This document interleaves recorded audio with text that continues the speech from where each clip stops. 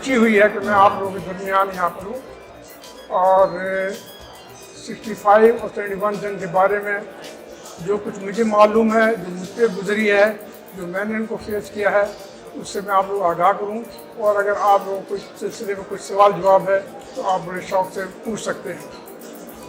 میں پہلے اپنے بارے میں بریفلی بتا دوں کہ میں نے جو ہے وہ پرائمری تعلیم یعنی چوتھی کلاس چوتھی تک جو ہے وہ کراچی میں موری پور جو پی ایف بیس ہے وہاں میں نے حاصل کی۔ اس کے بعد میں چلا گیا تھا ملٹری کالج جہلم سرائے عالمگیر، وہاں سے میں نے میٹرک کیا اور ایڈورڈس کالج پشاور سے انٹر کرنے کے بعد پی ایم میں چلا گیا۔ پی ایم میں جو ہے نومبر 1961 سے لے کے 2.5 سال تک اپریل 1964 میں جو ہے مجھے کمیشن ملا اور پھر میں جو ہے بلوچ ریجمنٹ میں چلا گیا۔ اچھا، آپ یہ کہیں گے یہ بلوچ ریجمنٹ کیوں گیا؟ تو یہ تھا کہ میں جو اسلامی تعلیم میں نے جو حاصل کی تھی اس میں جو سب سے جو بہترین لیڈر تھا جس سے میں زیادہ امپریس تھا وہ خالد بن ولید تھے۔ تو وہ جو ہے وہ ان کو بھی جو ہے وہی بڑے شوقین تھے شہادت کے لیے، لیکن وہ شہادت نہیں ملا، ہمیشہ وہ غازی رہے۔ تو بلوچ ریجمنٹ ہے اس کا بھی جو ماٹو ہے وہ غازی یا شہید، اس وجہ کر میں نے وہ بلوچ ریجمنٹ جوائن کیا تاکہ گھر میں جو خواہش تھی کہ میں غازی رہوں یا شہید جاؤں وہ میں نہ 65 میں حاصل کر سکا اور نہ میں 71 میں کر سکا۔ 65 کی جنگ کے لیے جو ہے وہ میری یونٹ جو تھی وہ آزاد کشمیر میں تھی۔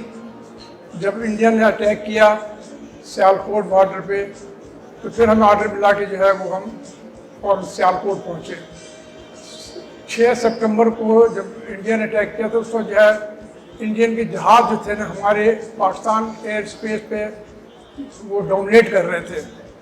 اس کے بعد جو ہے وہ 7 ستمبر کو پاکستان ایئر فورس نے وہ برتری حاصل کر لی اور انڈیا کو جو ہے وہ ان سے چھٹکارا حاصل ہوا۔ پھر ہماری جو ہے فورس جو ہے 7 سپٹمبر کے بعد دن کے وقت بھی ایک جگہ دوسری جگہ موو کر سکتی تھی۔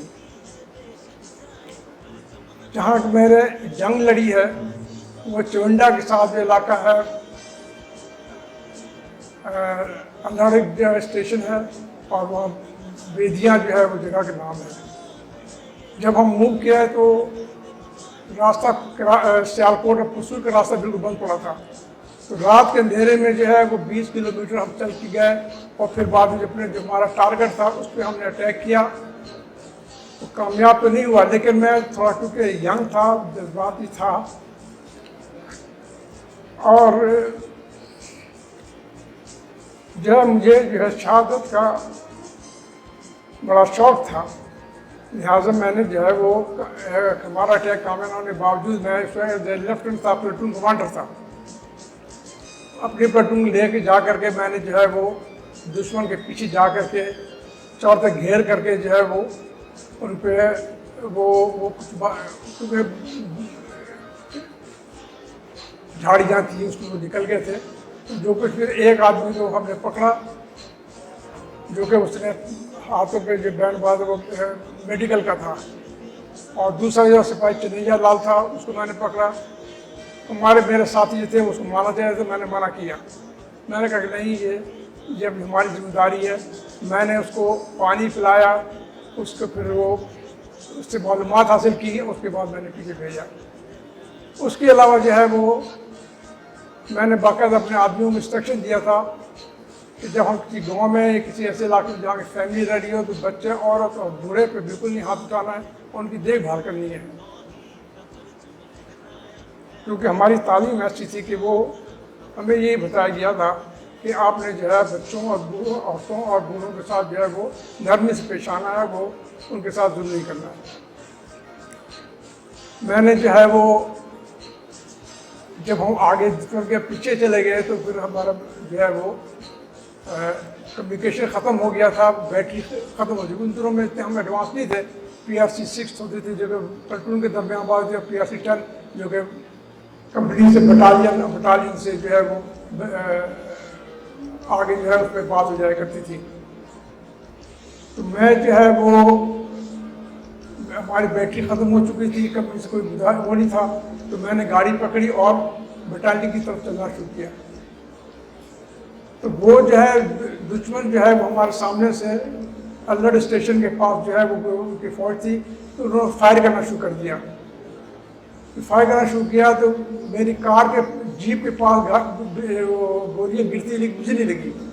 तो उसने टैंक फायर किया, तो एक गोला पहले गाड़ी के पीछे से गुजर गया, फिर दूसरा गोला भी गुजर बिल्कुल लाल सुर्ख वो सामने गुजर गया और मैं बच गया। तो मैंने कहा कि अब जो है वो इंशाअल्लाह अब मैं जो है वो सही सलामत रहूँगा और जंग लड़ सकूँगा। बटालियन हेडक्वार्टर गया, वहाँ बैटरी ली, दोबारा वहाँ वापस जब मैं आया फिर दुश्मनों ने मुझे फायरिंग शुरू कर दी। तो मैंने जीप से छलांग लगा करके जो खेत है उसके बन्नी लगी उसके साथ साथ मैंने क्रॉलिंग कर करके जाके वहाँ पहुँचा और उसके बाद जो है वो मैंने बैटरी अपने कंपनी कमांडर को दी। और उसके बाद जो है फिर हमने बटालियन से पीछे से कांटेक्ट किया, फिर आर्टिलरी फायर कराई। तो वो ये है कि फिर फायर कराई, उसमें भी जो है मैं बगैर बताए हुए जो है अपनी प्लेटून को ले करके उनके दुश्मनों के पीछे जा करके मैं हमला करता रहा था और उनको इंडियंस काफ़ी जो है 9-10 जो है वो मारे गए और एक पकड़ा गया। तो इस तरह मैं करता रहा। तो फिर जो है जब ये जो क्या कहते हैं दुश्मन जो पकड़े जाते थे तो उनको मैं भेजता था कंपनी हेडक्वार्टर में, कंपनी बटालियन में। तो हैरान होते थे कि क्या किया मालूम भी हलीम जो है इनिशिएटिव ले लेकर के जो अटैक करके दुश्मनों को जो है वो मार रहा है। उस पर उन्होंने जो है मेरा नाम जो है वो सितारे जुर्रत के लिए रिकमेंड किया, लेकिन फिर मुझे जो है वो इम्तियाज़ी सनद जो है वो मुझे मिली। यहाँ पे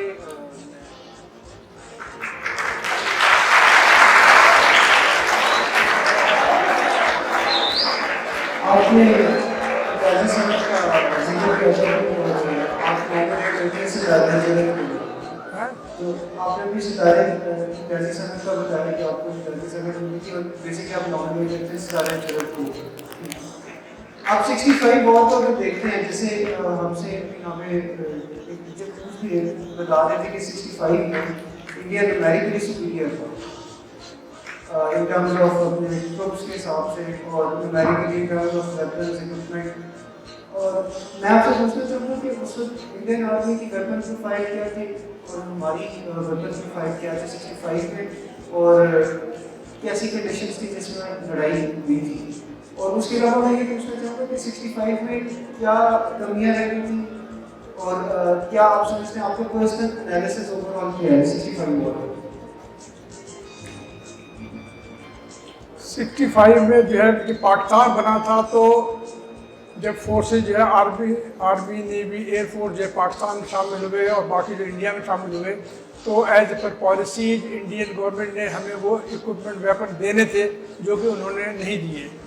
तो जब पाकिस्तान ने फिर सीटो सेंडो ज्वाइन किया तो उसमें फिर जो है वो हमें वेपन मिले और वो जिसमें कि एयरफोर्स F-86 था, हमारे पास जो है वो 3 थी राइफल थी और M47 और जी M47 हाँ M47 भी था। तो अब ये है कि फ़ौज के अंदर जो है जब आप हमला करते हैं तो रेशो 1:3 होता है। जब आप 3 गुना ज़्यादा फोर्स आपकी होगी फिर आप अटैक करते हैं और फिर कामयाबी हासिल होती है। लेकिन हमारे हिसाब ये उल्टा हिसाब था, हमारा एक हिसाब में हमसे 3 गुना ज़्यादा उनकी फ़ौज थी। लेकिन बात यह कि हम जो है पाकिस्तानियों में खासा मुसलमान होने की वजह से हम लोग में जोश जज्बा ज़्यादा होता है, तो लिहाजा हम उनके 1/3 कम होने के बावजूद हम उन पर डोमिनेट करते रहे और हर जगह हमने उनको शिकस्त दी। हर एक जब चाहता था, मैं खुद जब चाहता कि मुझे शहादत मिले, तो बाकी भी जो मेरी तरह और भी थे जितने भी, वो भी उनको भी यही शौक था और इसलिए हम उनको डोमिनेट करते रहे हर जगह। चाहे टैंक का था, चाहे जो फौज के अंदर लड़ने वाली फोर्स होती है वो होती है, एक इन्फेंट्री होती है और दूसरी आर्मर होती है जिसमें कि टैंक इस्तेमाल होता है। ये फिजिकली दुश्मन से लड़ते हैं और उसके बाद जो बाकी जो है आर्टिलरी हो गए, इंजीनियर्स हो गए, दूसरे ये सारे सपोर्टिंग आर्म होते हैं। आर्टिलरी वाला फायर सपोर्ट के देते हैं, इंजीनियर्स देते हैं वो आप माइंस वाला लगाते हैं, पुल बनाते हैं, ब्रिजेस बनाते हैं, ये करते हैं। ऑर्डनर्स वाले वेपन, ये सब सपोर्टिंग आर्म होती है। मेन जो है इन्फेंट्री और आर्मर जो है वो मेन लड़ने वाली फौज होती है। और इसमें जो है हम जो है उनसे एक से कम होने के बावजूद जो है जोश जज्बे की वजह कर हमेशा हमने डोमिनेट किया हर फील्ड पे, हर साइड पे, हर जगह जो है वो जब भी हमने अटैक किया तो वो बड़े हैरान होते थे इंडियंस के, भाई इतने कम आदमी फिर भी जो है कहते ये हमारी जगह जीत गया है। तो ये चीज़ होती है। और इंशाल्लाह आइंदा भी जब कभी अगर ऐसा मौका मिला, अभी भी मतलब जितनी हमारी टोटल फोर्स है उससे ज़्यादा जो है इंडिया ने कश्मीर फौज डिप्लॉय किया हुआ है। हमारी 8 लाख की फौज है और 10 लाख जो है वहाँ पे डिप्लॉय किया हुआ है। लेकिन अगर आज भी अगर पाकिस्तान जो है अगर इंडिया पाकिस्तान पे अगर हमला करता है, कुछ होता है, तो इसी फौज के ज़रिए हम लोग ने इसी में जो है उनका मुकाबला करेंगे और इंशाल्लाह उनको जो है वही सज़ा देंगे जो हम 65 में इनको दिया था। 65 के बाद आपकी पोस्टिंग आपने बताया था जैसे ईस्ट पाकिस्तान में होगी थी कॉमला में, एंड उसके ऊपर मैं कॉमला पर भी ज़रा पूछना चाहूँगा। थोड़ा सा मैं चाहूँगा कि आप बताएं कि ईस्ट पाकिस्तान में जो बांग्लादेश है वहाँ के लोग कैसे थे, जनरली आपके साथ फौज में बंगाली थे, वो कैसे लोग थे। एंड उसके अलावा ये मैं आपसे बात करना चाहूँ, इस पर वो चीज़ मैं आपसे पूछना चाहूँगा कि ईस्ट पाकिस्तान के टूटने की क्या वजह थी, आपको क्या वजह लगती है कि ईस्ट पाकिस्तान क्यों टूटा, और क्या आपको ये भी लगता है कि ईस्ट पाकिस्तान के जाने की वजह से पाकिस्तान और हिंदुस्तान की जो दुश्मनी है वो ज़्यादा गहरी हुई है? पाकिस्तान में 3 साल रहा और वहाँ पे आम पब्लिक से भी और फौजियों से भी हर एक से हमारे कॉन्टेक्टर से मुलाकात होती थी। तो वहाँ के जो लोग थे बड़े सिंपल, मतलब गुर्बत ये थी कि जहाँ तालाब है तो तालाब जो है वहीं से जो है वो मटके में पानी भरा जा रहा है, वहीं से जानवर पानी पी रहे हैं, वहीं जो नहाया भी जा रहा है। और वहाँ पे जो है आपको कहीं कब्रिस्तान नहीं मिलेगा। जहाँ तालाब बनते हैं, तालाब खोद के जो चारों तरफ से जो कहते हैं मिट्टी डाल के जो ढेरी बना दी जाती है, हाँ बंद जो बना देते हैं, तो वो उस पर जो है वो अपने आदमियों को उसमें जो है वो कब्रिस्तान का इस्तेमाल होता था। तो वहाँ पे भी गुर्बत इतनी है कि जनाब मोटरसाइकिल नहीं होती थी, रक्षा साइकिल जो है वो खुद ही जो चला चला के लेके जाया करते। तो वहाँ पे लोग जो है वो बड़े सिंपल थे, लेकिन बॉर्डर कॉमन ना होने की वजह कर पाकिस्तान और ईस्ट पाकिस्तान में जो है वो इतने अच्छे ताल्लुकात नहीं होते थे, तो समझ नहीं आया क्या हो रहा है। और वो जहाँ कर कहा जाए कि वो गद्दार थे, ये फलां थे, गलत है। पाकिस्तान मूवमेंट जो है स्टार्ट ही हुआ है बंगाल से, ईस्ट पाकिस्तान से। अगर वो उन्होंने बीच में इंडिया के जो है 1000 मील का फासला है, इंडिया के शामिल है, अगर बलूचिस्तान या कहते हैं KP जो है अगर वो होती ना तो वो कभी बहुत पहले हमसे अलग हो चुके होते।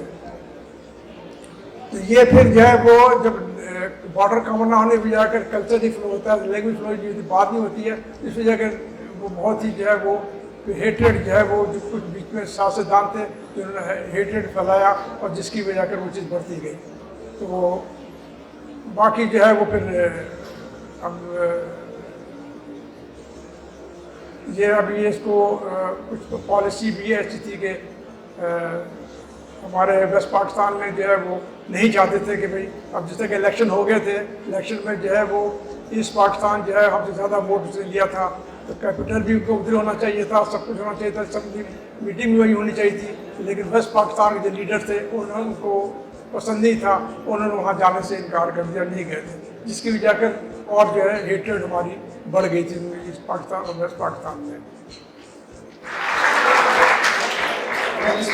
थोड़ा सा आपसे पूछना चाहूँगा कि 71 में आप स्टेशन के अंदर थे, दूसरा एक चीज़ ये है कि आप मतलब उन चंद लोगों में से हैं जिन्होंने पूरा परिस्थिति जिसको सब कॉन्टिनेंट कहते हैं, देखिए मतलब जैसे आप बताया कि आप पहला पटना में हुए, वहाँ से बॉम्बे गए, बॉम्बे से जहाज़ में आप कराची आए, एंड कराची से फिर सर्टेनली आप तो फौज में आए, और उसके बाद आपने बांग्लादेश, मतलब सब कॉन्टिनेंट के 3 हिस्से पाकिस्तान, हिंदुस्तान और बांग्लादेश आपने अपनी आंखों से देखा और तीनों के लोगों से आपने इंटरेक्ट किया। तो ये जो हमारे यहाँ लोग बात करते हैं कि پاکستان اور ہندوستان کے درمیان امن ہونا چاہیے. جیسے امن ہوگا تو ظاہری بات ہے زیادہ ترقی ہوگی, زیادہ دونوں لوگوں کی عوام کو فائدہ ہے. آپ کیا سمجھتے ہیں کہ یہ امن بھی ہو پائے گا؟ کیا پاکستان اور ہندوستان اور بنگلہ دیش سب کانٹیننٹ ہے, کیا یہ یورپی یونین کے پیٹرن پہ کبھی جا پائے گا یا یہ اس طرح رہے گا؟ یہ جو پالیسی ہے اس کی وجہ کر جو ہے پاکستان اور ہندوستان کے تعلقات کبھی بہتر نہیں ہو سکے. اور یہ اور جو پاکستان بنگلہ دیش کو جو آزاد کرایا ہے اس میں جو ہے وہ انڈیا نے بہت بڑا رول ادا کیا. ان کی فوج جو ہے وہ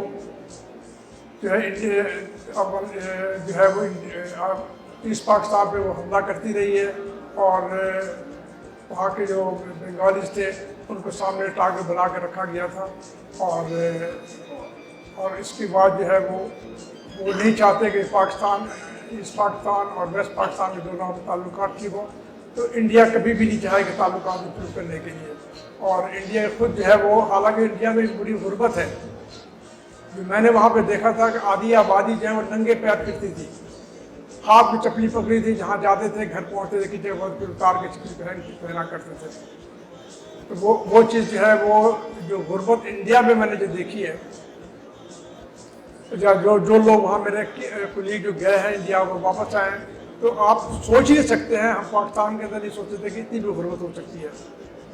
لیکن وہ پولیٹیکلی بڑے اسٹرانگ ہیں اور اس کی وجہ کر جو ہے وہ پاکستان پہ کوئی ڈومینیٹ کرتے رہیں گے اور پاکستان سے کبھی نہ خود اچھے تعلقات قائم کریں گے اور نہ وہ بنگلہ دیش کو چاہیں گے کہ پاکستان سے اس کے تعلقات بہتر ہوں. جیسے آپ بتا رہے تھے کہ 65 میں اور 71 میں دونوں کے اندر ویسٹرن سیکٹر میں تھے. آپ 65 میں بھی اور 71 میں دونوں طرف ویسٹرن سیکٹر میں سروس کر رہے تھے ویسٹ پاکستان میں. میں 2-3 چیزیں آپ سے پوچھنا چاہوں گا کہ ویسٹ پاکستان جو موجودہ پاکستان ہے اس کے اندر بھی لسانی مسائل ہیں. آپ نے بتایا تھا کہ آپ بلوچستان کے اندر آپریشنز کے اندر حصہ آپ نے لیا تھا 74 میں. اس سچویشن کا کیا حال ہے کہ پاکستان کے اندر انٹیگریشن کیسے مضبوط کی جائے, کیونکہ پاکستان کو شاید باعث سے اتنا خطرہ نہیں ہے کہ ہمارے پاس نیوکلیئر ڈیٹرنس آ چکی ہے اور 21ویں صدی کے اندر جو جنگ ہے وہ میوچلی ایشورڈ ڈسٹرکشن ہے پاکستان کے لیے, بھارت کے لیے, وہ چاہے کنوینشنل ویپنس میں چاہے نیوکلیئر ویپنس میں. تو جو پاکستان کی اندر کی جو فالٹ لائنز ہیں ان کو کیسے ہم امپروو کر سکتے ہیں کہ یہ فالٹ لائنز نہ رہیں بلکہ پوزیشن آف اسٹرینتھ بنے. پاکستان جس طرح میں نے کہا کہ پاکستان اور انڈیا کے تعلقات کبھی بھی بہتر نہیں ہو سکیں گے. جب سے پاکستان جو ہے ٹاپ پاور بنا ہے اس کے بعد سے جو ہے وہ پاکستان اور انڈیا کے آپس جنگ جو ہے وہ ناممکن ہو گئے ہیں. اب یہی ہے کہ صرف پولیٹیکلی جو ہے ایک دوسرے جتنے نقصان پہنچا سکتے وہ کر رہے ہیں. اب انڈیا جو ہے وہ لاکھوں ڈالر جو ہے وہ خرچ کر رہا ہے وہاں کے جو دہشت گرد ہیں, کیونکہ افغانستان میں جو ہے وہ ایگریکلچر لینڈ کم ہے, پہاڑی علاقہ زیادہ ہے, غربت زیادہ ہے, تو وہاں پہ جو لوگ جو پیسے بک جاتے ہیں, پیسہ دے کر کے ہم نے خود جو بنو میں کہا کہ پیسہ دے کر کے لڑکے کے باپ کو ہم نے مروایا اسی سے. تو یہ جو ہے تو اس لیے وہ لاکھوں بیگ جو کہ اپنے آپ کو بم ڈسپوزل کے ذریعے اڑاتے ہیں, ان کی قیمت جو ہے وہ 5 لاکھ سے 15 لاکھ تھی. یہ 30 سال پہلے کی بات بتا رہا ہوں. آپ کو پیسہ دیں اور جو مرضی کرا لیں. وہ یہی چاہتے ہیں, آپ بلوچستان میں جو ہے وہ پیسہ خرچ کر رہے ہیں, اڈا ان کا افغانستان بنا ہوا ہے, اور پھر یہ جو ہے پھر آ کر کے یہاں پہ بلوچستان کے اندر جو ہے وہ کر رہے ہیں. افغانی جو یہاں مہاجر یہاں پہ ہے وہ ان کو سپورٹ کرتے ہیں. وہی لوگ جو ہے کراچی میں بھی آ رہے ہیں, کراچی میں بھی رہتے ہیں, اور اس کے بعد جو ہے وہ یہاں بھی دہشت گردی کا کام کر رہے ہیں. جہاں تک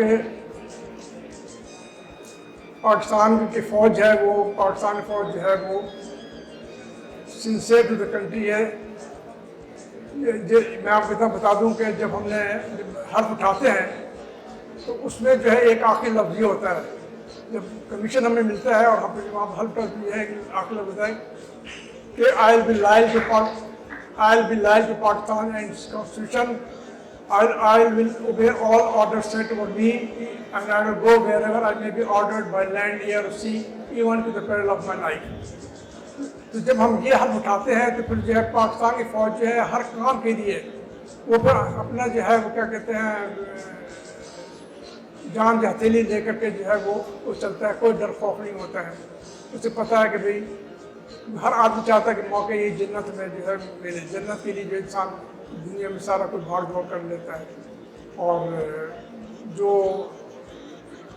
یہ جو ہے یہ ابھی تک معاملہ جو ہے افغانستان سے ہمارے پر یہ ہو رہا ہے کہ بلوچستان میں اور فرنٹ فورس میں جو ہے وہاں پر جو ہے وہ یہ چیز چل رہی ہے. انشاءاللہ اسی طرح چلتا رہا پاکستان کی آرمی جو ہے اس کو کنٹرول کر لے گی اور وقت کے ساتھ ساتھ جو ہے پاکستان کے بھی حالات بھی بہتر ہوں گے.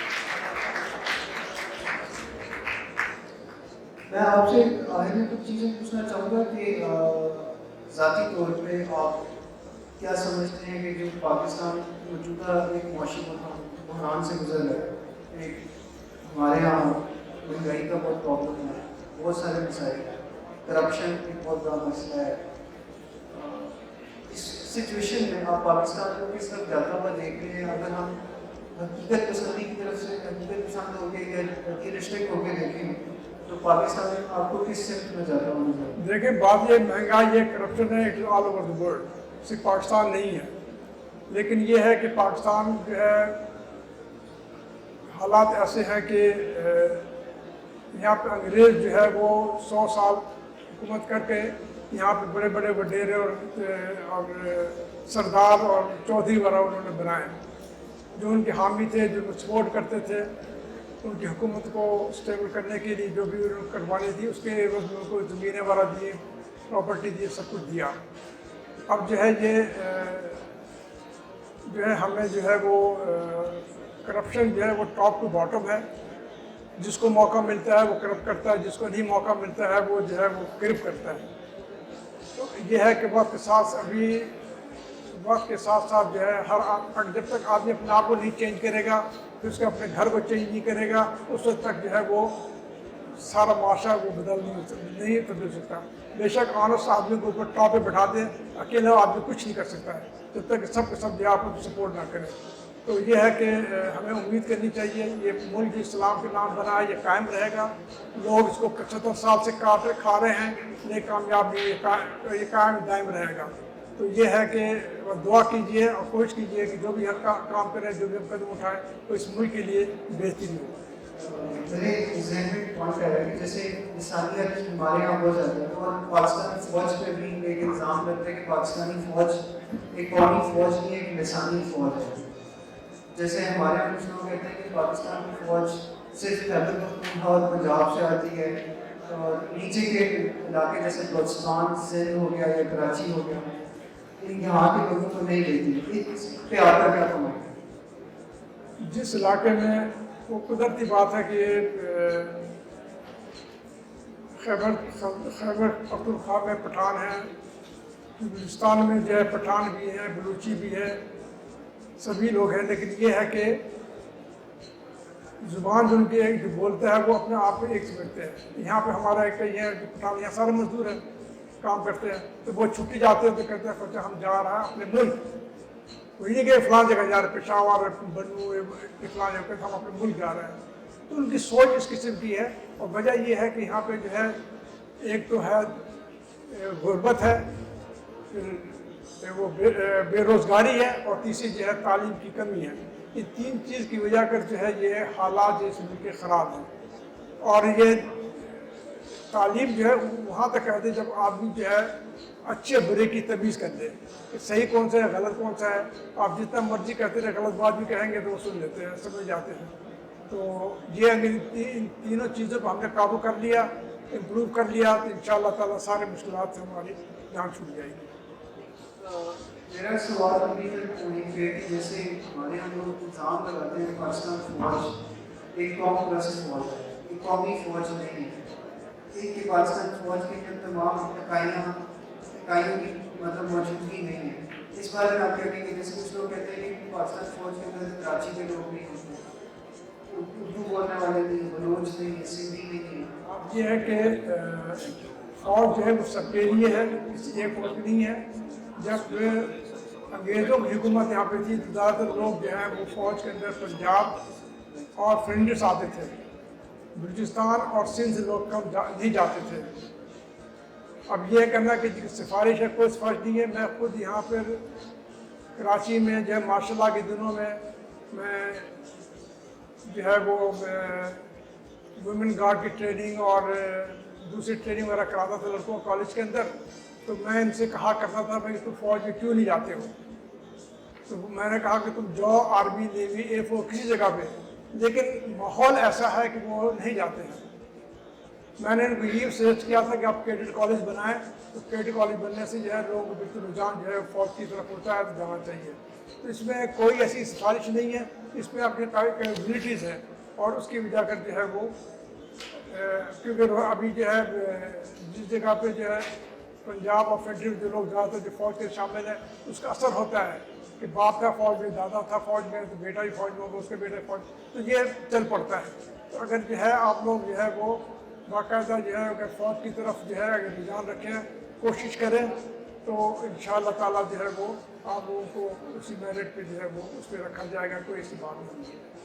وہ 71 وار کے بارے میں کوئی سوال نہیں ہوا ہے، میں بتا دوں کہ 71 کے وار اور 65 وار میں بڑا فرق تھا۔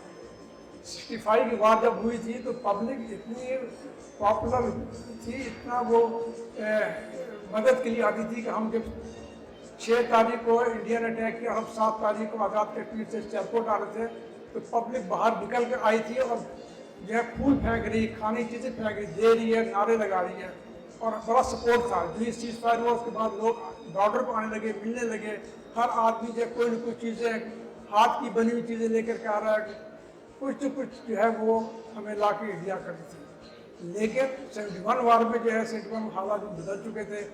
71 میں جو ہے وہ بنگال ریجمنٹ بھی یہاں بنی ہوئی تھی، اور جس بارڈر پہ جس جگہ پہ بی آر بی ہے نا، سیالکوٹ بی آر بی ہے، اور وہاں سائفن ہے۔ سائفن ہوتا ہے کہ اوپر سے دریا گزر رہا ہے، نیچے سے نہر گزر رہی ہے۔ تو اس علاقے میں جہاں کہ میں نے باقاعدہ چوتھی پوسٹ وہاں میں نے حملہ بھی کیا تھا، کیپچر بھی کیا تھا، اس پہ مجھے ریکمنڈیشن بھی میری ہوئی۔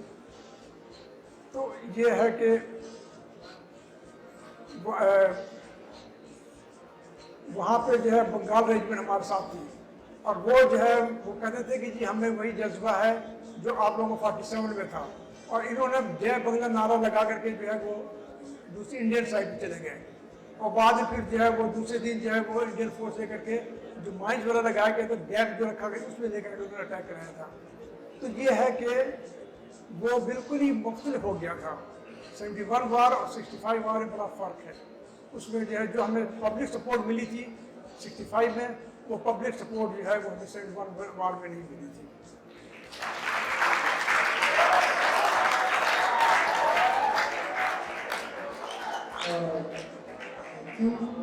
جیسے کہ جنرل صاحب نے بتایا کہ 71 وار میں 5 EPR آتے ہیں، EPR East Bengal regiment, East Bengal regiment pure Bengali unit تھی جس میں بنگالی سپاہی تھے۔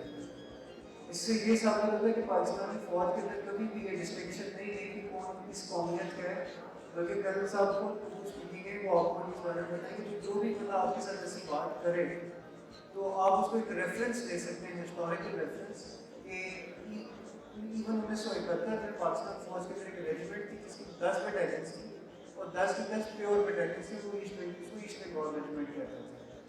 تو کوئی بھی بندہ ایسی بات کرتا ہے کہ آپ کہتے ہیں کہ پاکستانی فوج ایک لسانی فوج ہے، پاکستان کے خلاف بیسکلی آپ کے دماغ میں پاکستان کے خلاف زہر کھاتا ہے، اور اس کے علاوہ کچھ نہیں کرتا۔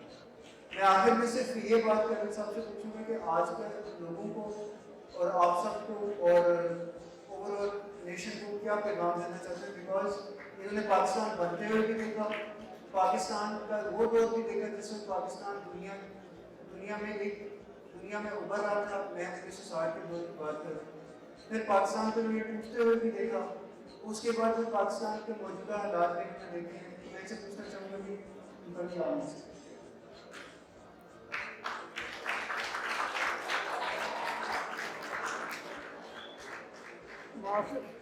جسٹ فار یور آپ انفارمیشن کے لیے کہ ماشاء اللہ اللہ کے فضل کرم سے میری عمر 81 ایئرز ہے، اور سب پاکستان میں جو بھی اپس اینڈ ڈاؤن ہوتے رہے، اور زیادہ تر جو میرا وقت جو ہے وہ فوج کے انوائرمنٹ میں گزرا.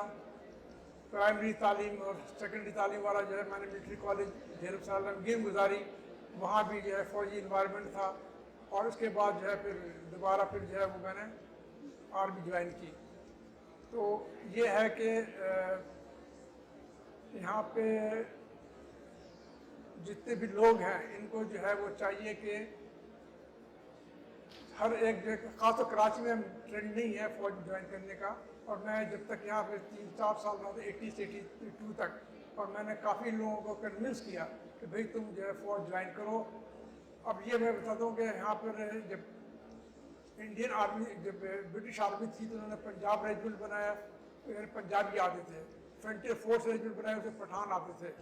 بلوچ ریجمنٹ بنایا, اس میں جو ہے وہ بلوچی اور پنجابی آتے تھے. بعد پاکستان نے جو ہے وہ سندھ ریجمنٹ بنایا تاکہ سندھی آئے, لیکن سندھی کوئی آتا نہیں تھا. تو جو پنجاب کے لوگ سندھ آ کے سیٹل ہوئے پڑے تھے تو وہ انہوں نے جوائن کرنا شروع کر دیا. اب جو ہے وہ تھوڑا بہت ابھی جو ہے سندھ سے لوگ آنے شروع ہو گئے ہیں. تو یہ آپ خیال رکھیں کہ جی فوج جو ہے, چاہے آرمی ہے, نیوی, ایئر فورس, ارسپیکٹو کس جگہ کے رہنے والے ہیں, کون زبان بولتے ہیں, ایز لانگ ایز آپ پاکستانی ہیں, آپ کو جو ہے اس میں فوج کے اندر آپ کو رکھیں گے. اور انشاءاللہ یہ فوجی ملک جو ہے وہ قائم دائم رہے گا. جو مرضی جتنا کھانے کو بھی کرے, کچھ نہیں ہوگا اس ملک کو.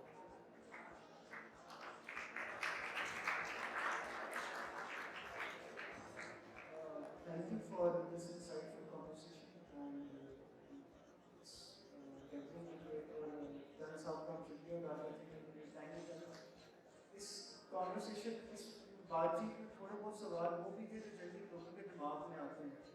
میں اگر یہاں پہ آپ سب سے ہم لوگ ایک رٹینہ ٹائپ بات کرتے ہیں جو لوگ کرتے ہیں تو وہ غلط ہوتا ہے. اس میڈیم کا مقصد صرف یہ نہیں ہے کہ آپ کوئی ہم لوگ صرف یہ کہ ہمیں پبلک کی کوریج چاہیے, بلکہ اس کا مطلب یہ بھی کہ آپ کو ایجوکیٹ کیا جائے ریئل سینس میں. اور جو تھریٹس سوشل میڈیا پہ آج کل آ رہے ہیں اور جس قسم کی جو پروپوگینڈا جس پہ بھی ہم نے بات بھی کی ہے, اس قسم کے پروپوگینڈا کو بائی مت کریں. اور اگر کوئی پروپوگینڈا دیتے تو فائنلی اس پہ ریسرچ کر لیا اور ریسرچ کر کے پھر آپ اس کے اوپر اپنا اوپینین بنائیں, لوگوں کے اوپینین مت بائی کریں. جیسے کہ ابھی کانٹروورسی کی بات ہے, مجھے پتہ ہے آپ سب کے دماغ میں کوئی نہ کوئی پوائنٹ ہوگا, بس آپ ان اوپینینس کو آپ